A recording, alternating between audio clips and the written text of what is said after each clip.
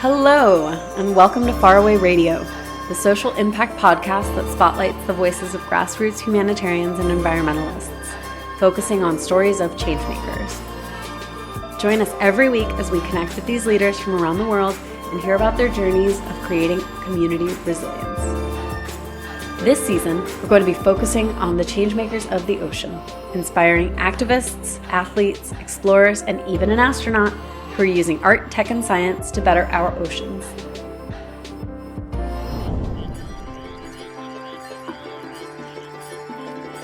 My name is Desiree Tavera, Executive Director of Faraway Projects and your host.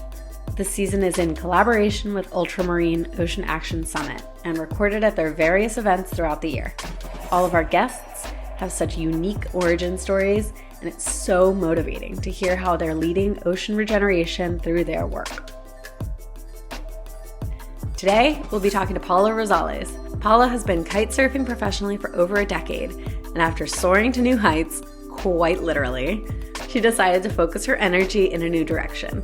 With her background in communications arts, real estate development, and project management, water sports, and event management, Paula has a lot of skills to offer. She transcended from competing to corporate to pursue meaningful guest experiences around ocean sports.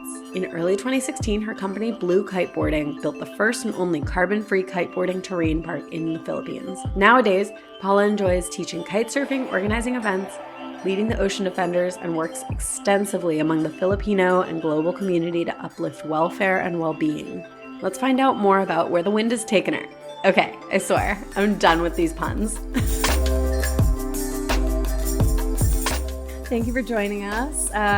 We are live in Brooklyn, New York at Ultramarine Ocean Action Flamingo with a very near and dear friend and project lead, Paula Rosales from the Ocean Defenders. Introduce yourself. Tell us a little bit about the work that you're doing. Well, first of all, thanks, Des, for having me.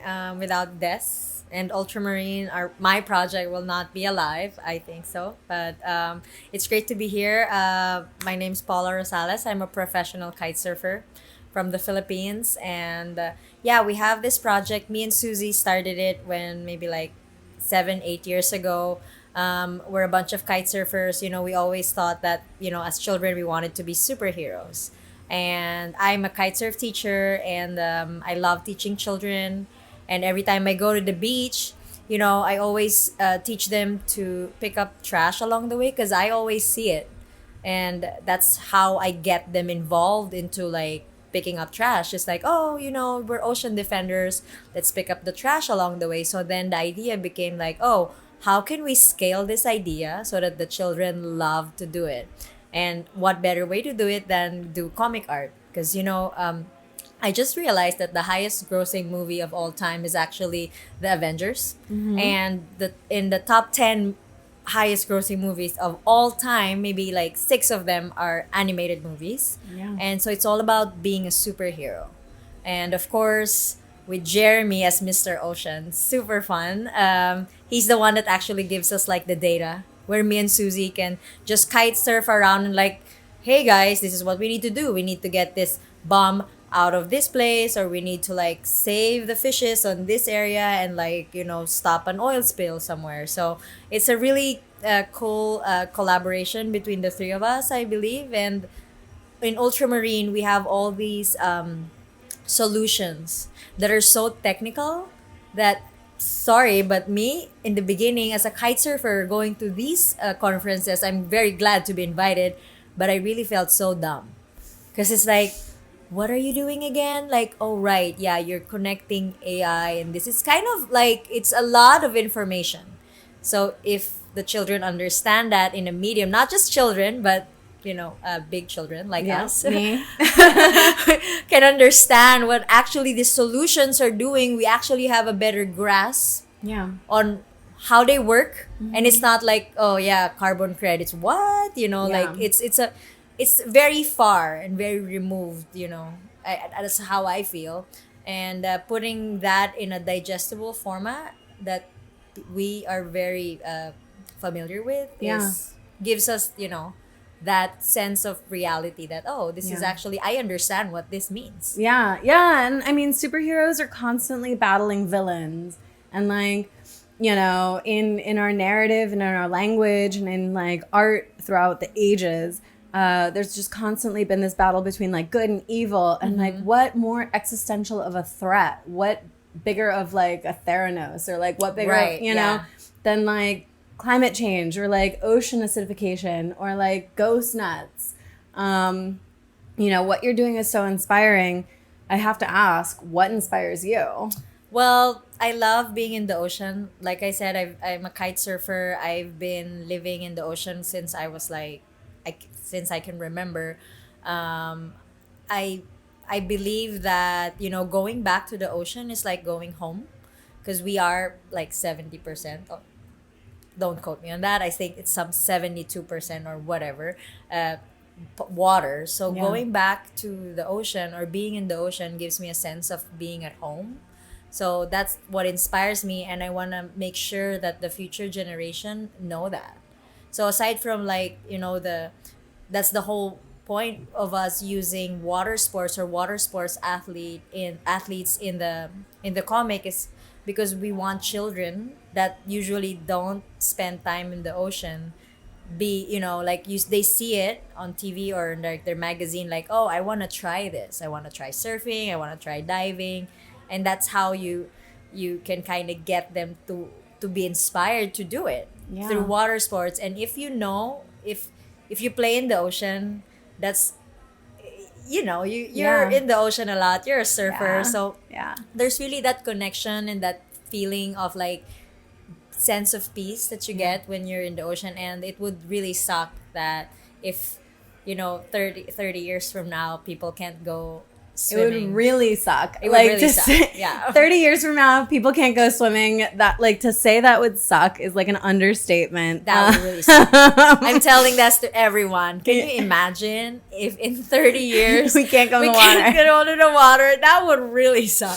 Adult swim. There's no adults around. Yeah, like if you have a biohazard, like Yeah. a sign in front of the beach, like that would really suck. Yeah, that would. I mean, that's like the smallest word I could use for like how I would feel Yeah. about that. So you've got this narrative, this comic, this body of work that you're producing. How are you distributing it? How are you getting it out there?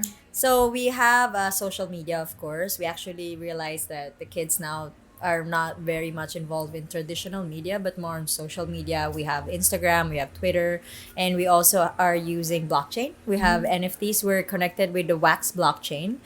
It's, of course, a green blockchain, and they're actually a platform where all these other collectibles are involved in, like Atari, Hot Wheels, Street Fighter. So I think we're right up on that alley with when it comes to like collectibles. So aside from the super hero trading cards that we're doing, the NFTs, we also have the comics, the narrative that has the story. So you build puzzles so that you can get the whole puzzle. So it's fragments when you get them in the pack, and then you build the puzzle and you can see the whole story of like the Amazon forest on fire and all this like real life issues, mind you, that we're tackling. And also we have the booster cards, which are like solutions, like Faraway Project. Shout out. Yeah, so booster cards are basically cards that you that you put together with the defender cards so that you can kind of amplify their powers. And also, not like the other narratives of like Spider-Man where there's like good and evil, we're actually being collectively like working together as defenders with the boosters, and fighting against threats. So the threats are like bycatch, oil spills, mutations of animals because of toxic water and things like that. So it's more of like there's no like villain. The villain is the threat for Yeah. like climate change. So, Yeah. and then us working collectively to solve that. So I have a little insider knowledge. A little birdie told me that you are putting together a zine. Yes. Yeah, so we have a digital zine. So I don't know if this is a good story or backup story to use why we decided to use to We have can a edit zine. it out if it's not.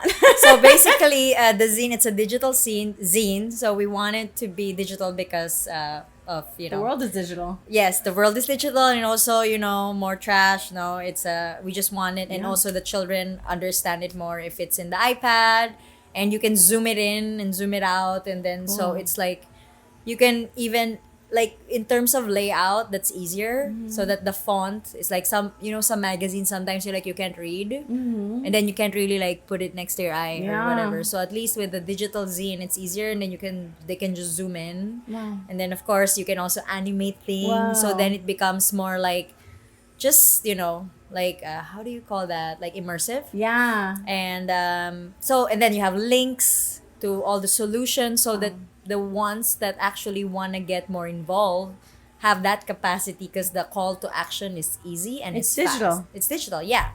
And how do we distribute that? We actually have a QR, Wow. and we're gonna produce stickers out of the QR, Awesome. eco stickers. Nice. And they're just gonna be everywhere. So it's Amazing. more of like a guerrilla type of marketing. I And love of it. course, we're involved in schools. We're involved with the companies and the solutions that we're producing the zine with. And in like these companies, they usually have like internal communication when it comes to their employees, and their employees have children. And of course, this is something that they can read at home. Yeah. And like all the school programs, like after school programs, they have like zines or like other activities that are not really on the textbook, because then it gets boring for the Yeah. children. Yeah. And the story why we wanted to do that is because I came across a friend of mine from Maui that said that a lot of children got in trouble in school for scanning a QR code that they found everywhere, because it was actually a QR code for drugs. No. For Adderall or something like my that. gosh. So then it became a big issue, because kids have access to Wow. the Adderall, because it's a QR code that they can find everywhere. Wow. And so that became a real issue with the Wow. school. But then you realize how powerful this QR is Yeah. to the kids, because they have their phones. Yeah. Pokemon Go. Yeah, They have their yeah. phones. They stick it in everywhere because they Yeah. want to see the Pokemon, whatever. Yeah. So it's like that's that idea Yeah. of like, oh, there's a QR code there. Let's see what Yeah. they have. Yeah. But of course we want to use it for social good. Yeah. But yeah, that's And how. it's like so punk the way that you're doing it. Yeah. I just want to like speak a little bit about like the solar punk movement. Right. And, Yeah. like, That's so cute. I Yeah. know. And just like honestly, like I used to be a big punk like kid. I like pierced my nose with like, a safety pin, and like then another time it was the whole thing. It was like a phase, but like a very good phase of like a lot of Sex Pistols. Tell me a little bit about the solar punk movement, because I think it's very foreign to a lot of people, but would really resonate with a lot That's of people. true. So actually, yeah, I have another story about that. I used to be a punk too. Yes. Because like we grew up with steampunk Yeah. and all these things, Daft Punk, and Yeah. like that's our era. And I actually pierced my tongue with my friends, Nice. like with a pin as well. Of course, I got in trouble like big time. That was so bad. That's another story. But so to tell you about solar punk is a new genre or movement that's coming up. That is, instead of having a dystopian society, we're actually a utopian society where we're seeing like the world as like not being destructive. But like if you're familiar with Studio Ghibli, that's an example of solar punk. So you see there when you see their the drawings, they're like in a meadow where they have like solar panels, Yeah. and then they have a house moving castle, and it's all about like technology, but also at the same time being one with nature. So that's what solar punk is about. Like steampunk was more of like destruction, Yeah. like all the dark goth skeleton, there's no sun, things like that. With solar punk, it's like, oh, let's have a regenerative garden. Yeah. Like let's have a robot that's doing the farming. you know, Yeah. things like that. So Like Wally. exactly, kind of yeah. a So solar Wally, punk yeah. movie. So Wally, like I grew up with Studio Ghibli. Like Yeah. House Moving Castle was one of my favorite movies, Nice. and that's something that growing up in Asia that I really was inspired with. Yeah. Because like I love farming. Yeah. And that's because of watching like Howl's Moving Castle. At the same time, I love technology. I like digital stuff, but it doesn't remove me from my roots of being one with like, oh, I want my food to come from the garden and things like that. So solar punk is, I invite everyone out there All of to, you. yes, to get into this movement so that, you know, I also think that if we start creating content that's more utopian than dystopian, that's actually what happens with the world, because you know we create, you're manifesting, correct? So when we manifest something, we create something that's utopian, then that's what we're eyeing for the future. Well, So, and possibility, goals, like all of our actions are grounded in language. correct, yeah. And you know, visual arts are just like such intrinsically like tied elements to like the way that we develop our own planet through language and like our own experience through language. So with that language thought in mind, how do people connect with you? How do people get involved? Right. So we're on Instagram at the Ocean Defenders. We're on Twitter, defenders_ocean. We have our website, www.theoceandefenders.com. And all the details are there. Also, if you're here in New York, we are gonna be in Gaya Nomaya. Same. On Saturday. So that's happening, and we're gonna have an installation up for the Ocean Defenders and a lot of other cool stuff. Definitely all solar punk.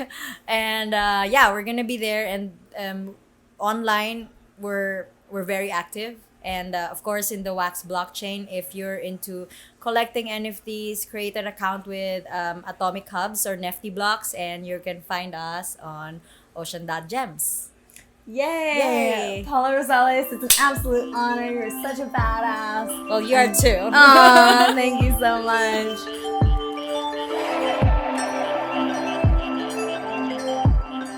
Paula has achieved so much in her sports and impact career. She is such a legend. Find her organization on Instagram at The Ocean Defenders and check out her website, theoceandefenders.com. On our last podcast of season 1, I'll be sitting down with Jeremy McCain and Susie Mai. Jeremy has a background in tech and is a multimedia artist. Susie is a pioneer kiteboarder and new mom. Together, they have founded Ultramarine, an event and incubator space for ocean action. As always, I'm your host, Desiree Tavera, and this is Faraway Radio.